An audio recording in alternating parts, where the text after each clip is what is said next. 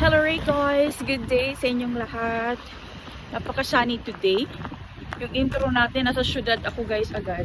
Kasi meron kasi ako appointment today, kaya nandito na ako sa city. Si Nico is nag-park daw siya somewhere. Hindi ko alam saan banda. Pero after ng aking appointment guys is pupunta ako dito sa Setori. Yung ukay-ukayan, second ukay-ukayan place namin na table ba yun? Basta place nga yun guys. Wala man kasi lamisa doon. Parang na siyang cabinet, pakita ko sa inyo mamaya. Maglalagay kami ng extrang mga gamit pa doon guys. Tapos after nan, hindi ko pa alam anong plano ni Nico. Pero yun, maglalagay lang ako ng extra ng mga gamit doon. Kasi may nabenta na guys ng mga items. Kaya maganda na i-refill siya para meron na namang other options, di ba? Ayun. So andito na ako. Ay, si Nico doon pala siya banda sa may parking.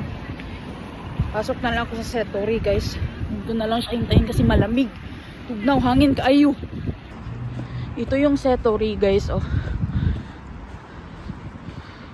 Pag bumili kayo dito mga students, meron silang discount 10%. Ito kayo kayan, di ba? May discount. Ayan. So, andito na ako sa ukay-ukayan guys. So, dyan yung aming table. Yung babae na nasa likod ko mismo yan dyan. Yan lahat dyan guys sa amin yan. And so far okay naman. Kasi sa isang araw pa lang guys na bawi na yung 1 week na renta namin dito. So I think this is doing fine. And ang ginagawa ko rin guys, kapag may nakikita ako mga nakasale sa ukay-ukayan, like mga naka 50%, binibili ko yun, tapos nire-resell ko siya. Ganun lang ginagawa ko para umikot ba. Ayun. So tapos na kami dito, hindi na kami magtatagal guys kasi maraming customers.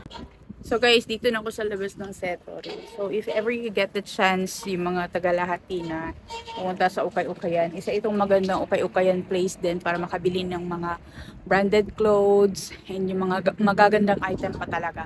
Kasi guys, sa ukay-ukayan, hindi kasi talaga pwede magbenta ng sira-sira na. Yung dapat is yung mga pwede pa siyang magamit talaga ng ibang tao. So yun yung mga binibenta namin dito.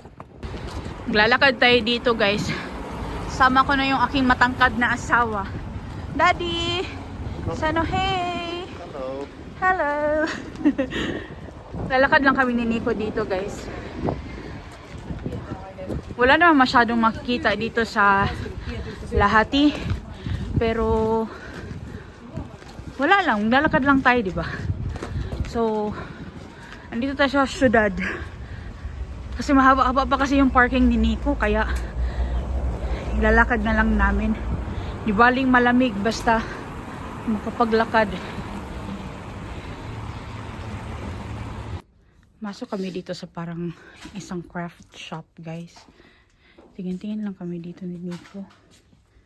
Mga binibenta nila. Wala ka mahal oh. Like 24 euros. May naka-sale din sila guys oh. Daddy, there's something on sale oh. Oh, 8 euros, 30 cents. Mahal man eh. Mahal man ana. Just me and Marimar. The one for grilling oh is only 5 euros. Mahilig din sila tumingin ng mga ganito. Daddy, look, there's a woman. One should have respect for one's tail. No, I mean the woman that the chopping board. Ah, I see now. Yeah. It's so cute. May mga sale din sila dito guys. Oh. Ayan. Sale. Ito, tag 150 na lang siya oh.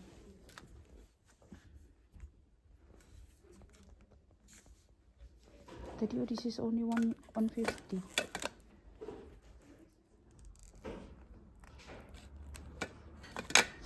Pwede ko itong i-resell guys. Going to 50. No? Ang gandang message nito guys, oh. I rejoice other people's successes because I know there is plenty for everyone. No, that's very beautiful. We rejoice for other people's successes. You're happy for everyone's success. That's beautiful. We should be like that for everybody. Because we will have our own time. Bawal maghilahan, di ba guys? Pababa, dapat hilahan, pataas. Ito dito may mga naka-sale din sila. Sale. Maganda itong lalagyan ng mushroom. Oh. Tingin-tingin tayo dito ng mga naka-sale nila guys. Meron tayong makita dito na pwede natin i-resell doon sa ukay-ukayan. Charot! Resell sa ukay-ukayan. Yan. Yung mga display nila dito, mga pang decor-decor. Mga pang decor-decor lang display guys. May mga naka-orange tags, mga naka-sale siya. Ito 5 euros. Pero mahal pa rin siya guys for me ha. Kasi kung ibibenta ko yun siya sa ukay-ukay, dapat yung mga tag 2 euros lang. Tapos pwede ko siyang mabenta ng mga 4 euros. Ganun. Pero kung mahal na siya guys, mahirapan ka makabenta niyan. Pero minsan nakaka-timing ako ng mga items na pwedeng ibenta for cheaper price talaga. Ito lalagyan mo ito ng kandila oh. 390 siya before. Ngayon is 150 na lang.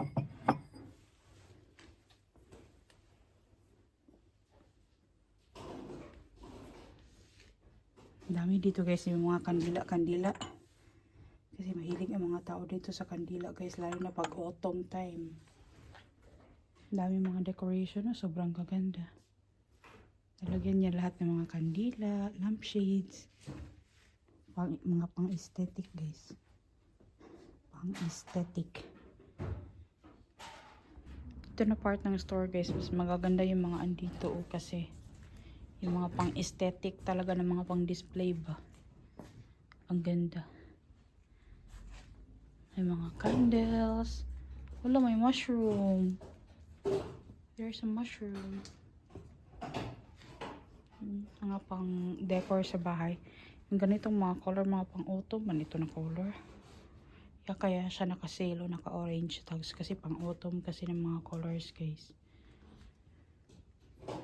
Gusto naman may violet. Ito is natural color. Diba? Ang cute tingnan.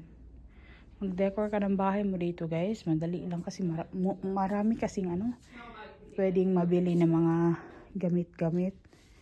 Tapos hindi siya ganun ka-expensive naman. Pero meron ding expensive of course. Pero makakita ka rin talaga ng mga mumurahin na pwede mo lang siyang bilhin agad. Kasi maraming ganyan sa ukay-ukay. Ito maganda ito guys.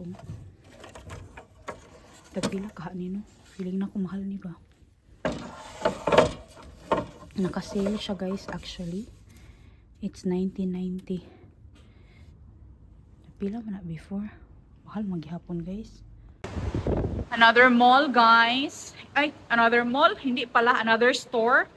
So ito lang yung nag-iisang mall namin dito sa Keskusta guys. Ang tawag dito is Trio. So dito ka makakabili ng mga gamit-gamit na kailangan mo sa bahay, mag-shopping ka, ganyan. Ito mga bags. Dito naman mga branded clothes. Yan. Ito bibili dyan. Uy! May paliton. Dari guys, mga shoes. Yan oh. Mga sapatos. Tapos meron din silang talk money dito, grocery. Parang same lang din sa atin guys na mall. Tapos ito naman guys, Kicks. Diyan kayo makakabili ng mga makeup, perfumes, mga pang hygiene nyo, pang pagwapa, pang pakinis, pang pahamis, o uban pa. Dito guys, oh, is Candy Town ito. Dito ka makakabili ng mga candies, iba't ibang sweets. Pero hindi na tayo papasok dyan kasi hindi kami bibili ng candy guys. Maglalakad lang talaga kami ni Nico today. And nagyayaya na si Sir na kakain. Dito kami sa Sinsay guys. So ganap lang kami dito ng Moomin na shirt for Anika. Nakita kami yung Moomin guys, pero maliit man ito kay Anika guys. Matangkad na kasi si Anika masyado, uy. Ganda sana ito, oh. This is nice daddy, oh. For sleeping ba? For small kids na lang available nila. Tingnan nyo yung Carlings guys, naka 70% off sila. Gusto kong tumingin. Tag 50 ito. 50 euros. Gusto ko kasi ng white na jacket. Mag black and white na lang talaga ako next year guys, or this year, kasi ano na, pag minimalist na ko ba. So punta kami sa Arkioski kasi merong itatanong si Nico. Dito pala sa Finland guys, yung mga newspaper, libre yan siya, lalo na yung mga city newspaper. Yan o, libre yan. Kuha ka lang guys, bawat stores, bawat Arkioski or kiosk, merong mga libre na pwede mo lang silang kunin guys. Hindi mo kailangan magbayad for the newspaper. So naglalakad lang kami ni Nico guys. Tayo doon sa restaurant kasi dito na kami magla-lunch. So after nito, magtatay ng grocery. Try namin kumain dito guys, so sa Sushi Royal. Saan? Di ba kami nakakain dito? So we'll try it here. I think sila Carlos, dito sila palagi kumakain. 13 euros 90 cents lang siya. And buffet na. So ito guys, kuha tayo ng pagkain nila, titikman natin. Ito is chicken ito. Ayan. Tikman natin halos lahat ng pagkain nila. Uy, may shrimp. Look, there's a shrimp. Sobrang sarap ng food ah. Nagpaalam ako guys kung pwede ako mag-video. Tapos Chinese yung tendera doon. Yung shrimp lang ang kukunin ko guys. Ayaw ng gulay. Tapos ito din. Tikman natin ito. Sinisipon na kami ni Nico kasi galing kami sa labas ng lakad. Ayaw ko niyang pansit guys. Ito is chicken din ito, fritter. Puro ulam lang tayo guys kay para sulit. Yan. Dami silang food. Pero magre-refill pa sila guys kasi paubos na yung ibang pagkain. Ayan. Meron na naman dito. Saan? Puro naman manok akong ipangumuhaan eh. Puro pag-fried. Ayan, mga Asian food no. Kaya fried halos mapagkain natin sa finish kasi guys, salad talaga ang bida. Ayaw ko niyang lumpia guys kasi alam ko yung laman ng lumpia. Kuha siguro ako ng konting french fries.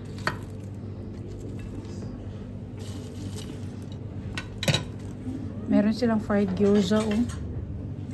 Ayan. Kuha ko niyan mamaya. Social guys, meron silang chocolate fountain. Wow. Ang pahiya, no? Sabi ni Nico. It's so nice. Chocolate fountain guys. Tapos meron silang iba't ibang klaseng desserts din dito. Yeah, this is kahve ba? This is so nice.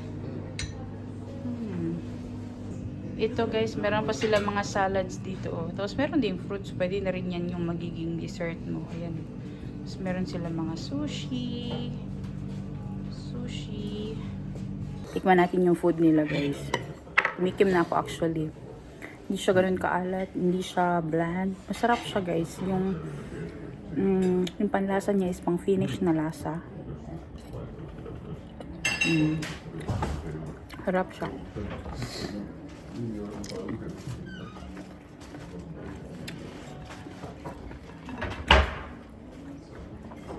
Kasi nung kumain kami last time dun sa Trio na mall na parang Chinese, Japanese yata yun, na restaurant din. Napakaalat ng pagkain nila guys, as in hindi ko lang gustuhan. Tapos si Nico sumama din ang chan, siguro kasi nilagyan siguro nila maraming bitsin.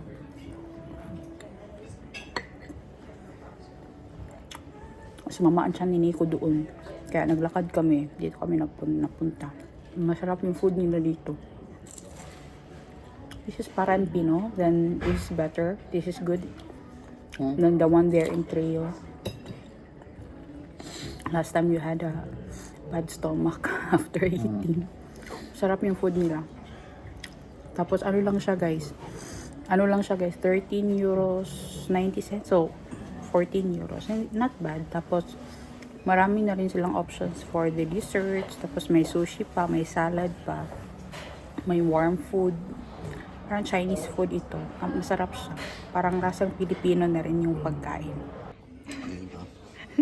Parang bata to si Nico. Yee! Sarap ng ano nila guys, dessert. Sobrang natuwa si Nico sa dessert niya guys. Is it nam? Se on toi, mikä vaahtokarkki? What is vaahtokarkki? I dip it there in the chocolate fountain. It's not the gummy bear, se on semmonen joku. It's a marshmallow. Niin. Nam nam.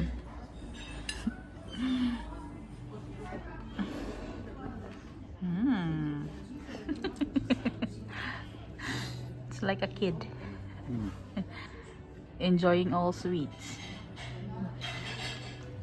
Tapos na kami kumain ng lunch guys and sobrang nabusog kami. Sulit yung food on. Parang bata talaga si Nico nung meron na siya nung plate niya guys kasi sabi niya ang dami dong sweets. Ayun. So ngayon, punta tayo ng grocery. Andito tayo ngayon guys sa S-Market. Dito tayo mag-grocery guys. Pero titingnan lang natin yung mga ibang items dito. Papakita ko sa inyo guys magkano dito sa grocery yung mga usual items na nabibili namin sa Haviki Ruakapayka. Of course dito yung price niya is hindi na 10 euros yung isa or dalawang bags na malalaki. Kasi dito per item talaga. So yung euro guys to peso is 60 pesos. 1 euro is equivalent to 62 pesos. So, tingnan natin dito sa mga gulay una. So, dito guys, meron silang ginger. Yan ang ginger, oh. 6 euros 99 ang per kilo. Pero, pwede kang bumili ng isang piraso lang and timbangin mo siya doon. Ang mga nakalagay dito guys is per kilo siya. So, meron sila nakalagay dito na luwa mo. So, this is organic ginger. Tapos, yung pineapple guys, ang per kilo is 1 euro 89 cents. Yung mandarin naman, it's 3 euros 59. Yan siya. 3 euros 59 ang per kilo. Ganito din yung nabibili ko sa Haviki. Tapos, itong apple naman guys na cosmic, it's 3 euros 39. Yung salad naman na yasalati or itong iceberg salad na usually ganito din yung nabibili ko sa Haviki. Ang isang piraso nito guys per bag. Isa lang yan. It's 2 euros 99. Isang salad lang ha. Isang ganito lang siya. Ito naman guys yung repolyo. Ang per kilo ng repolyo guys is 99 cents or 1 euro. Hindi ka pwede bumili dito guys na kagaya sa atin sa Pilipinas sa palengke na ipahati mo siya. Kung ganito siya, ganito talaga bibilhin mo. Pipili ka na lang dito kung anong size kasi may malaki, may maliit. Pero titimbangin mo yan. Ang per kilo is 1 euro. Itong ganito naman na klase or brand ng iceberg salad. Ayan o. Mapunta na yan sa Haviki guys kasi meron ng 2 dahon na sira. Ito naman guys is 1 euro 29 cents ang per bag. Samantalang dun sa Haviki, ang dami kong nabibili. Yung salad naman na ganito guys, ay ito yata yung iceberg salad. Ito is 3 euros 79 cents ang per kilo guys. Tapos meron din sila ditong mga spinach. Ang organic na spinach is a little expensive. It's 1 euro 49 cents. Ayun o. 1 euro 49 cents or 150 per kilo. Tapos, yung hindi naman organic or ito, magkano ito siya? 3 euros 59 cents. Ayan o, 3 euros 59 cents. Dito tayo sa mga berries, guys. So, dito yung mga blueberries, raspberries, blackberries, pati yung mga juices. Yan o. Yung ginger shot pala, guys. So, nakakabili kami ng ganyan sa Haviti, yung ganyan. It's 1 euro 55 cents. Tapos, yung malalaki, yung fresh squeezed na juice, magkano kaya to? Wala siyang nakalagay dito na presyo. Hindi ko makita saan yung presyo niya. Tingnan natin doon sa kabilang. Ay, ito pala. Ayan. Tag 4 euros pala itong 500 ml. Ayan, 4 euros. Mga smoothie. Tapos yung maliit is 3 euros 99. Or 4 euros. Mahal din ah. Tapos yung mga berries, guys, na fresh. Yung pensas mustica or blueberries na ganito. Magkano ito? Ganito usually ang nabibili ko sa Haviki. It's 2 euros 69. Isang piraso lang ha. Imagine nyo, ilang ganito ang nabibili ko sa Haviki palagi. Tapos yung ating mga strawberries, ito is 4 euros 79. Mansika, guys, or strawberries. Ayan. Tapos yung mga blueberries naman, guys, na ganito kalalaki, yung 300 grams. Ayan. Ito is, magkano ba itong ganito eh? Ah, ito. Yan, 549. Isa lang ha, 549 lang, guys, oh. Ganito lang, isang pirasong ganito, 549. Tapos yung Vadelma or raspberries, it's 3 euros 99. Uy, kamahal. Tapos yung Karhon Vatuka naman, guys, or yung blackberries na ganyan, it's 4 euros 29 cents. Tingnan natin tong lime. Ang lime per kilo is 3 euros 49. Ang lemon na co-op, ang per kilo niya is 2 euros 59 cents. Pero pwede kang bumili ng isang piraso lang, guys. Ititimbang mo ito kasi meron siyang code dito. Lahat, guys, meron niyan silang code kapag hindi nakabalot. Titingnan nyo palagi pag bibili kayo kasi meron yan sa mga code. Yung code na yan ang ilalagay nyo doon sa timbangan para makita nyo kung magkano ito siya sa per kilogram na presyuhan. Yung apple na Honey Crunch, ayan, it's 3 euros 59 cents per kilo. Ito yung mga different apples, guys, oh. Maraming silang different apples na binebenta dito. Ayan. Ang per kilo nitong Wilton is 3 euros 29. Tapos, yung halos 3 euros 29 and meron ding 3 euros 39 ang per kilo. Tapos, yung grapes naman, guys, it's 2 euros 99 or 3 euros na siya, guys.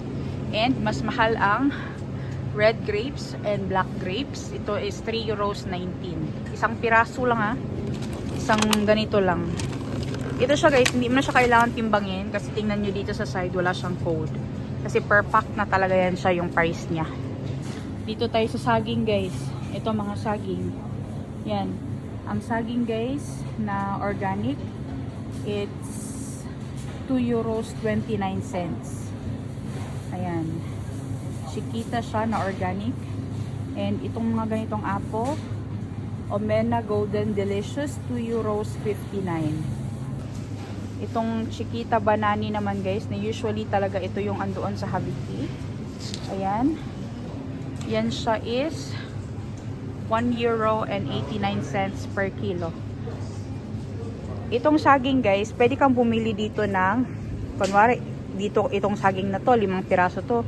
Pwede dalawa lang ang kunin mo dito, tapos ititimbang mo doon. Ganyan. Ganito ang nangyayari sa mga Haviki, guys, oh. Yan. Ito, mapupunta na to sa Haviki. Mga ganyang itsura. Ayan pa, oh. Mahal din ang saging Of course guys, ang kape. Ang per pack ng Yuhula Mocha, yung ganitong klaseng kape, it's 8 euros 45 cents. Dito naman tayo sa mga urtit guys or mga herbs. Ang usual na nabibili ko doon is yung dill. Ito, 1 euro 39 cents ang dill. Ganyan-ganyan din Tapos yung ganitong klase na dill, Varpio, 2 euros 49. Tapos yung organic na dill, it's 2 euros 59 cents.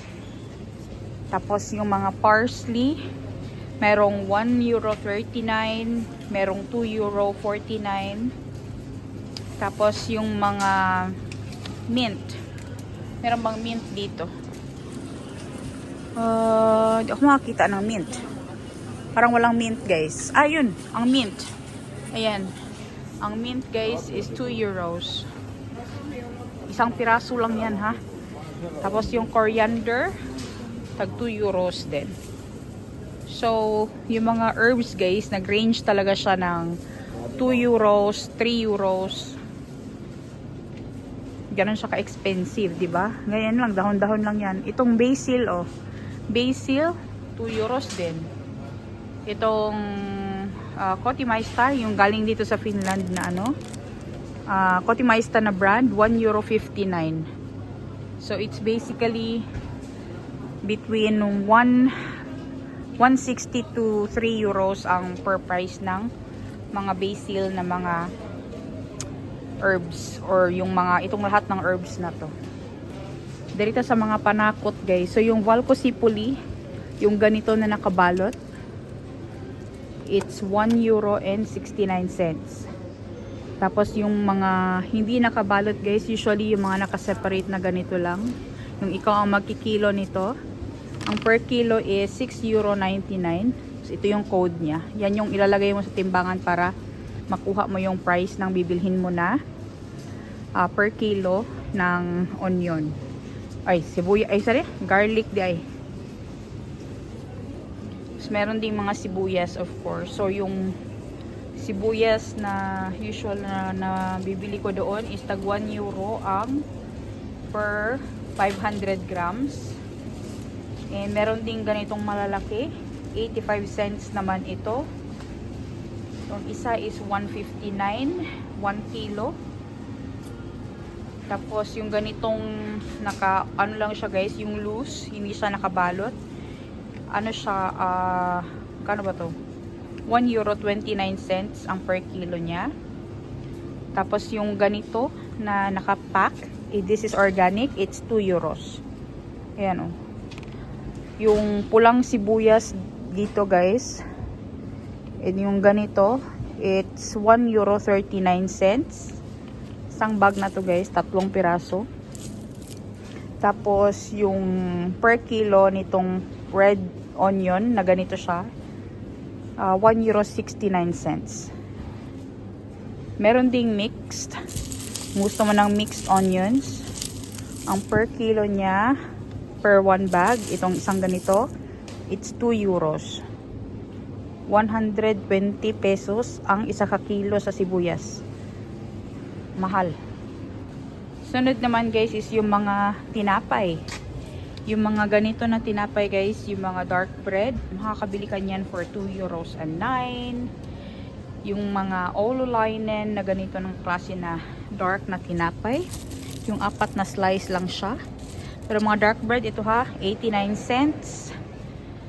Tapos, yung mga ganitong Ruiz Leipa, yung meron siyang butas sa gitna, tag 1 euro 69. Yan, 1 euro 69. Tapos, ano pa ba? Itong ganitong klaseng tinapay. Dark bread din ito. Ito siya is 2 euros 89 cents. Tinapay lang yan guys Tinapay lang yan. Tapos yung mga ganito guys, yung palaman sa tinapay. Ay! Ganito palagi yung nabibili ko doon Tag 3 euros pala ito. 3 euros and 9 cents pala yan Yan 3 euros and 9. Yung ganito, Yan naman, yung sa baba. It's 3 euros 19 cents. Sa mga palaman sa tinapay guys, it will range siya from 1 euro 50 cents hanggang 6 euros. So, meron ka namang mabibili na 1 euro and 60 cents.